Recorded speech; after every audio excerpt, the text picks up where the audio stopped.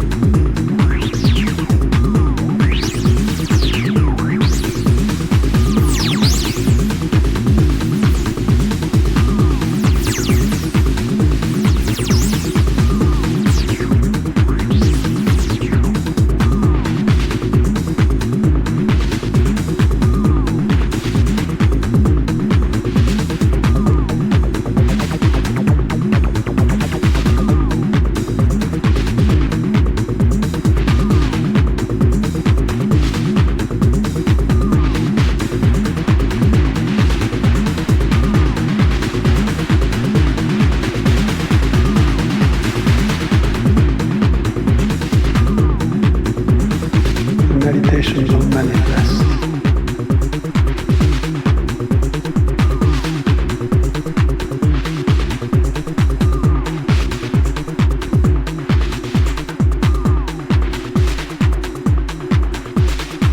Meditations will manifest.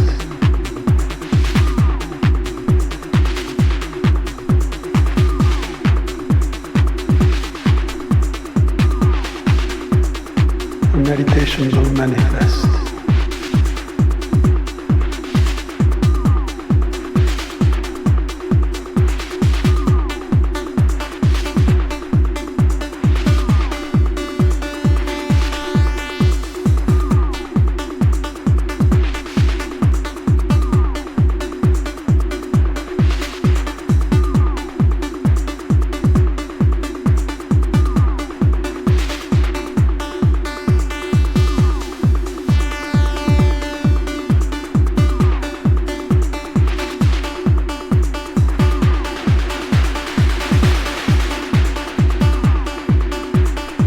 Meditations will manifest.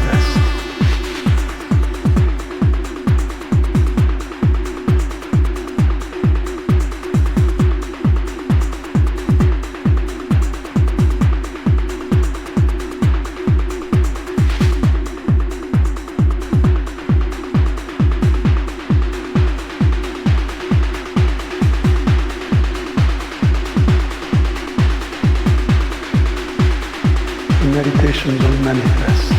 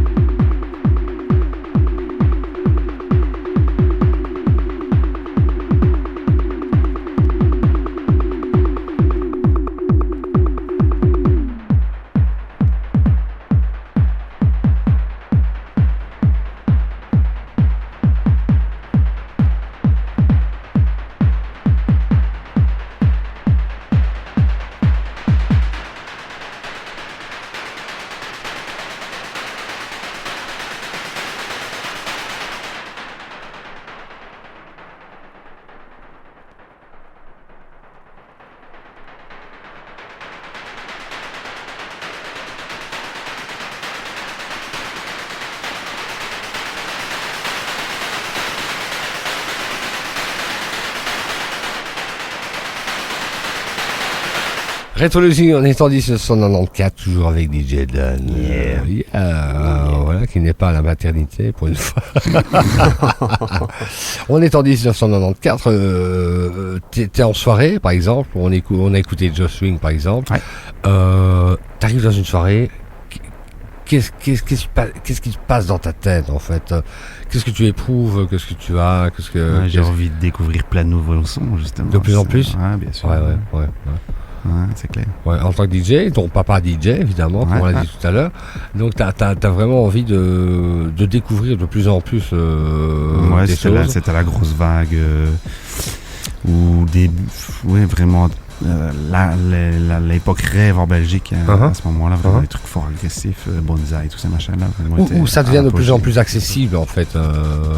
Il y a de plus en plus de soirées, de plus en plus. Les trucs électroniques, toutes les soirées hardstyle et tout ça, Montini, etc., commencent vraiment à être bladés. Ouais, parce qu'on se dit, tu commences à découvrir la musique électronique, par exemple avec des choses comme Pop-Up de Jam, par exemple.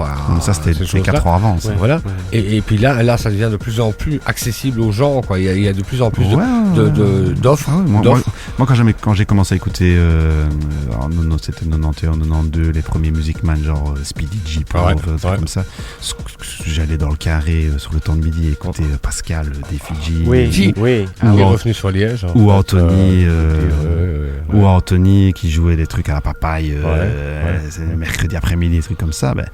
Moi, mes potes, j'étais à Saint-Bar à l'époque en secondaire, mes potes, ils me disaient, c'est pas de la musique ça, qu'est-ce que tu écoutes là? Franchement, ils écoutaient tous Pearl Jam, Nirvana, tous les trucs rock ça. alternatifs de l'époque. C'était la période grunge à crever. Et moi, on me voyait, j'étais un extraterrestre, clairement. Il n'y a personne dans ma classe qui écoutait ce genre de musique. Personne? Non. J'avais juste un pote qui s'intéressait un petit peu parce que moi, je lui faisais découvrir des trucs. Mais à part ça, les autres, musique électronique, c'est non, t'es fou, c'est pas de la musique, c'est de la merde, et même pas d'instrument. Il faut pas avoir fait des études, faut pas être doué pour faire ça, n'importe qui peut le faire, machin. Toujours est-il que maintenant, tous les groupes de rock, tout ce que tu veux, maintenant, l'électronique, il y a de l'électronique partout. Et tu penses que c'est vraiment une bonne évolution, justement, le fait qu'on en revient, parce qu'avant c'était analogique, maintenant c'est devenu... On en fait comme on en veut, quoi, parce que énormément de choses.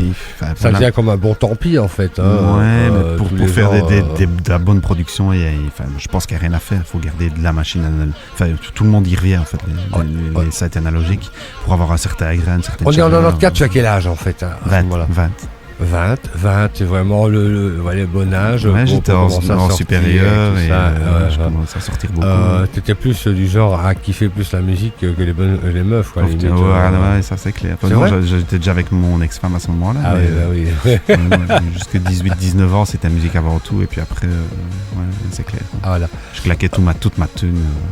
Dans les vinyles, en fait, à l'époque. T'allais dans... Parce qu'en fait, à ce moment-là, il y avait toujours des disquaires. Ça n'existe plus.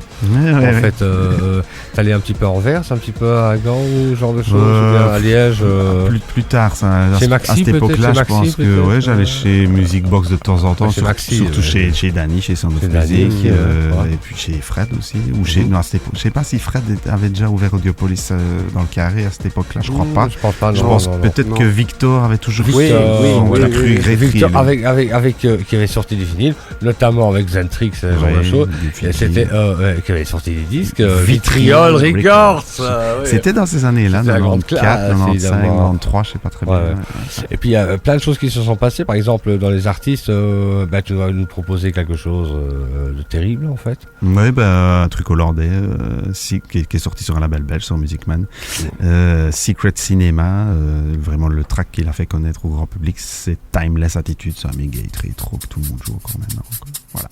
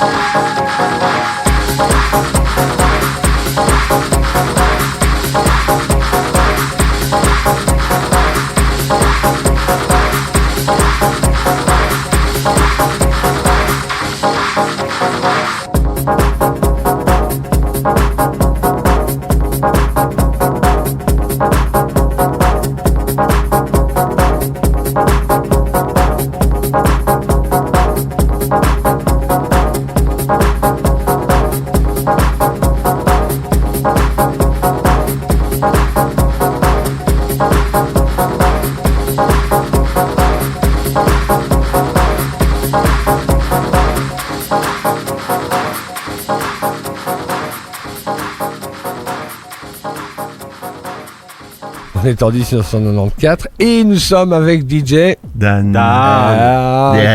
Que du bonheur en fait. Un vrai DJ, un vrai. Ça fait plaisir. Un multifacette. Mettons le cast. Oui, on va pas aller jusque là en fait.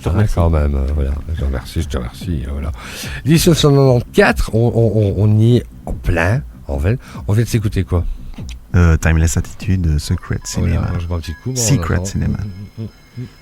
Une production hollandaise, oui, Jeroen Verheij. T'es en boîte en fait et t'arrives dans le bazar comme ça, dans le truc. Et c'est quoi tes DJ vraiment préférés quoi? À l'époque, je regardais beaucoup Yves de Ruyter, Marco, et puis des trucs un peu plus underground comme Little Pat justement. Ouais. Avec Jack. Oui. Jack. D-Jack, qui est devenu fou d'ailleurs. Hein. C'est eux qui me font fait découvrir vraiment les productions. On est tous devenus fous en fait. Hein, oui, mais plus que d'autres, certains. Oh non, voilà. Non, moi je pense qu'on est. Mais les prods vraiment les plus spéciales, les trucs que pas grand monde jouait, etc. C'est eux qui les passaient. Donc en 1994, t'arrives chez en fait ce qu'on appelait encore, c'est fou hein, parce qu'en fait j'aurais jamais cru que ça n'existerait plus. Chez un disquaire en fait, voilà. Il en existe encore quelques-uns en fait. Oui, il y en avait encore beaucoup à cette époque-là. Mais et puis après, il y en a encore ouvert. En 94, le magasin où Jonabi a travaillé, là, la Sourire n'était pas encore ouvert. Fred n'avait pas encore, Praxi n'avait pas encore ouvert Audiopolis.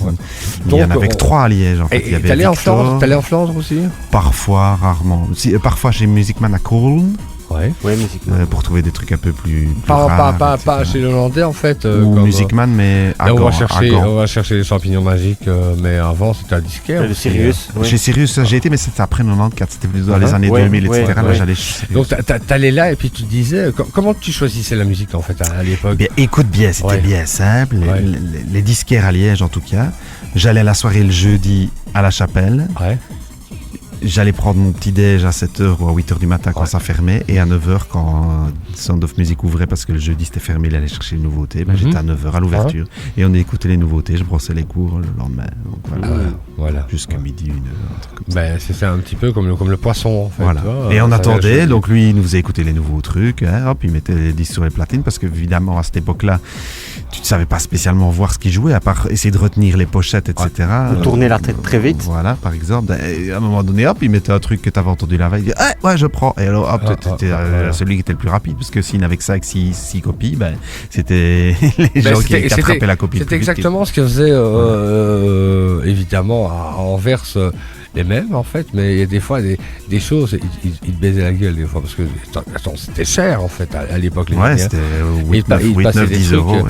Et ils faisaient semblant qu'il y avait une ou deux copies, quoi. On était plein de DJ comme ça, et tu devais lever la main parce que c'était les premiers qui avaient levé la main, tu vois, qui remportaient le vinyle à l'époque. C'est un petit peu ça que tu voulais dire. Et des fois tu te faisais avoir parce qu'ils savaient le moment où était bien, le moment qui était bien, quoi. Puis tu rentrais chez toi, t'arrivais avec le vinyle. Et quand tu mettais le début, c'était à chier. C'était à chier, quoi. Voilà.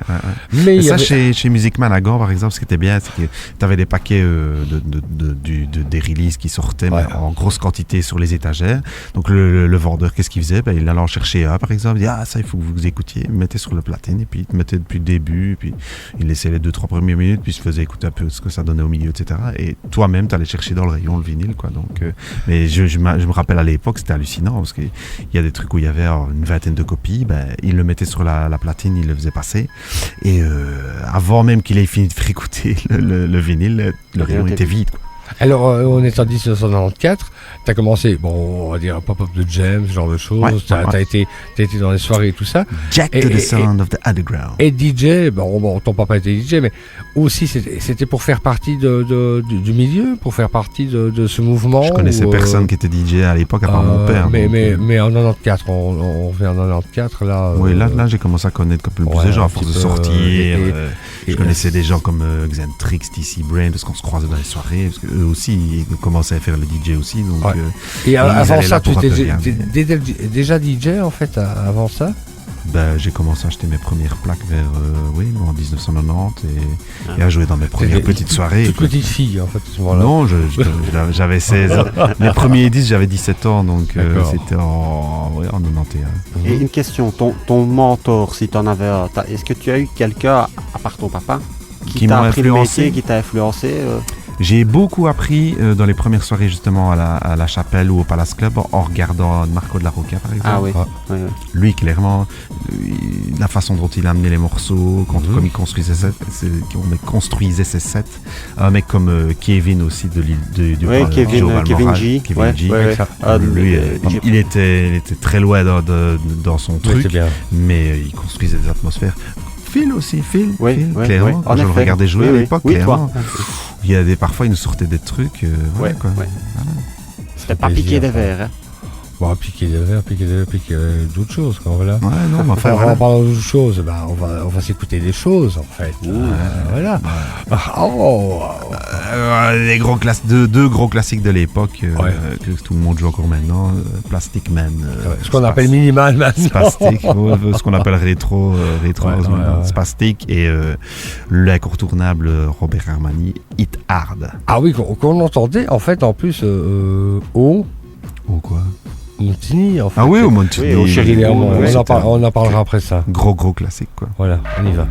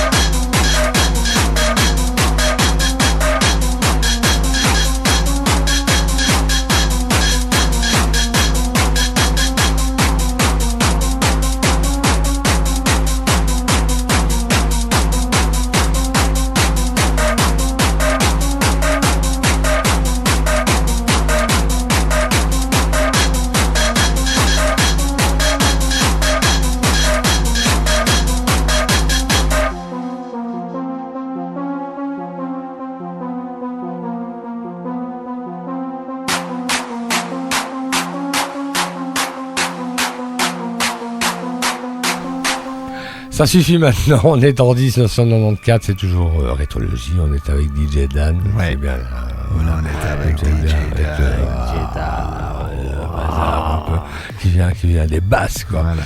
Et en parlant de basses, en fait, le truc, je sais pas si tu sais, mais la plupart des gens confrontent le beat et les basses. T'as remarqué ça? Ouais, je sais pas. Ouais. Mais des basses, tout ça. Non, mais des basses, ouais. T'as pas un truc avec des basses, mais en fait, ce qu'ils veulent, c'est Oui, il fait bien. Oui. Ils appellent ça la basse. Attends, tu peux faire... Ah, il fait la... Voilà, oui, voilà. La caisse claire. Qui peut faire la caisse claire, en fait voilà. Qui peut faire la 303, en fait? Non, je sais pas. Non. Justement, en parlant de ça, c'est qu'en 94, il y a énormément d'artistes, parce qu'on en revient évidemment avec... non, avec... Ambulance avec Robert Armani qu'on vient de s'écouter, voilà, c'est pas évident, voilà, qui était quand même un professionnel de la 303. Ou dans certains tracks, pas dans celui-là, mais dans d'autres. Qui peut me faire la 303 comme ça. Voilà, qui est revenu dans les années 90 en fait. Ça a été utilisé les années 90, ça n'a pas un engin qui a été conçu dans les années 80, mais personne ne l'utilisait dans les années 80 parce que ça sonnait, c'était un émulateur de basse et personne n'utilisait ça dans la musique, c'était pour des rockers, etc. Et qu'il a pour découvert pouvoir faire des lignes de basse pour s'entraîner pour les batteurs ou pour les guitaristes, etc. Personne ne disait ça, c'était cheap à mort, ça sonnait trop cheap. Ça n'a pas marché en fait, ça n'a pas marché. Et puis, producteur de musique électronique qui a été c'était qui? Oh, ça je sais pas. C'était DJ Pierre en fait. Exactement. Avec son premier track en 88-89 avec Acid Tracks, en fait, qui a découvert, en fait, il a découvert deux choses. Il a découvert la 303, c'est une chose. Et deuxièmement, il a découvert que pendant un morceau, en fait, l'analogique, on pouvait ouvrir les filtres, travailler avec les filtres. Parce qu'en fait, à l'époque, on travaillait avec des synthés analogiques. Une fois qu'on avait trouvé le son, on bougeait plus. On bougeait plus. Et lui, il a découvert en fait qu'on pouvait pendant le morceau. Il a eu l'idée. Il a eu l'idée, voilà. Ouais, ça a été un des premiers. À ce moment-là, la 303, il y a eu plein d'artistes qui l'ont utilisé. Josh Swing, par exemple, il en a usé, abusé, tant qu'on en veut. Puis il y a eu Art Floor qui était dans les artistes vraiment phares au niveau. Josh Swing qui avait fait, parce que les gens ne savent pas, Josh Swing a fait quand même. Qui était terrible pour l'époque. Parce qu'en fait, toi qui as composé, tu sais très bien qu'à l'époque, il n'y avait pas les ordinateurs de maintenant et que faire un bazar comme ça avec une voix, il fallait calculer pour savoir que la voix tombe dans le tempo. Alors à ce moment-là, on travaillait avec des samplers.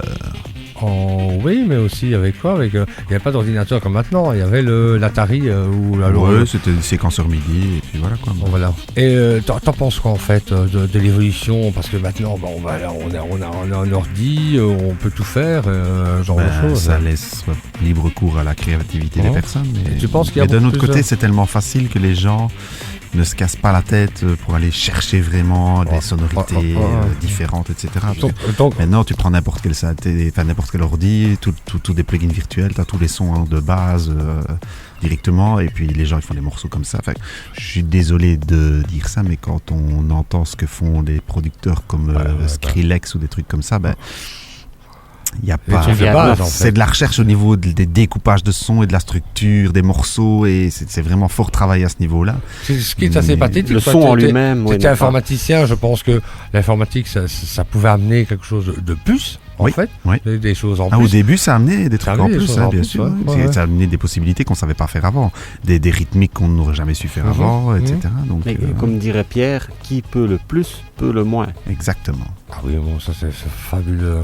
C'est bien simple quand on voit les formes, quand on regarde les formes d'ondes des morceaux qui sortent maintenant. Avant, le but du jeu, c'était de faire un maxi vinyle qui sonnait le plus chaud possible, le plus groovy possible, le mieux possible.